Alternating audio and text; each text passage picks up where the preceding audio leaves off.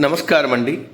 భగవద్గీతలో నేడు 18వ అధ్యాయము మోక్ష సన్యాస యోగమునందు 68వ శ్లోకము తాత్పర్యం వివరిస్తున్నది మీ విజయభాస్కర్.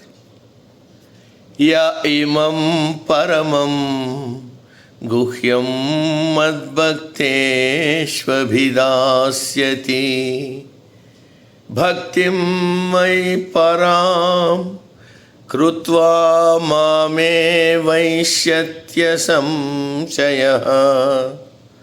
తాత్పర్యము: ఈ పరమరహస్యమైన గీతాశాస్త్రమును ఎవరైతే ఇతరులకు చెబుతారో వారు నా యందు భక్తిని కలిగి ఉండాలి. గీత గురించి కానీ, పరమాత్మను గురించి కానీ, ఆత్మతత్వమును గురించి కానీ అతనికి ఎటువంటి సందేహములు ఉండకూడదు.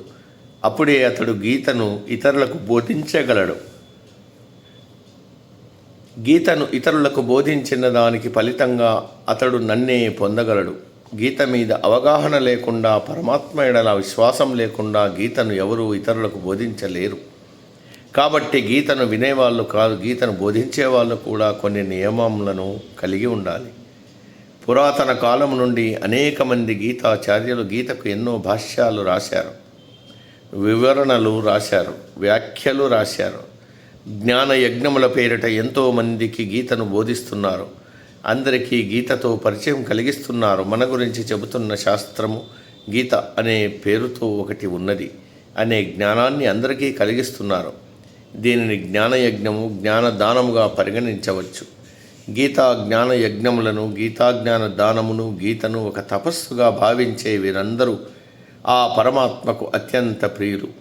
అటువంటి గీతాచార్యులు ఎటువంటి సంశయము లేకుండా తుదకు పరమాత్మనే పొందగలరు. అంటే గీతా జ్ఞానమును ఇతరులకు పంచిపెడితే అతడికి మోక్షం లభిస్తుంది. ఇది వ్యాసుల వారు గీతాచార్యులకు ఇచ్చిన వాగ్దానం. కాకపోతే గీతను ఇతరులకు బోధించే ముందు ఆ బోధించే వారికి గీత యందు, గీత చెప్పిన శ్రీకృష్ణుని యందు పరమైన భక్తికి ఉండాలి. భక్తి లేనివాడు భక్తి యోగాన్ని ఎలా బోధించగలడు?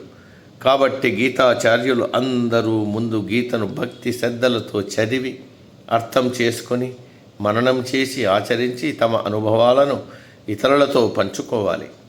వారి హృదయాలకు హత్తుకునేటట్టు చెప్పగలిగి ఉండాలి. అంతేకాని కేవలం పెద్దవారు రాసిన భాష్యములను చదివి వినిపించడం గీతాబోధ కాదు. అటువంటి వారు చివరకు నన్నే పొందుతారు అని గీతాచార్యుల వారు మనకు వాగ్దానం చేస్తున్నారు. నేటికి సమాప్తం. తదుపరి శ్లోకం రేపటి రోజు. సర్వే జన సుఖినో భవంతు. అందరూ బాగుండాలి, అందులో మనం ఉండాలి.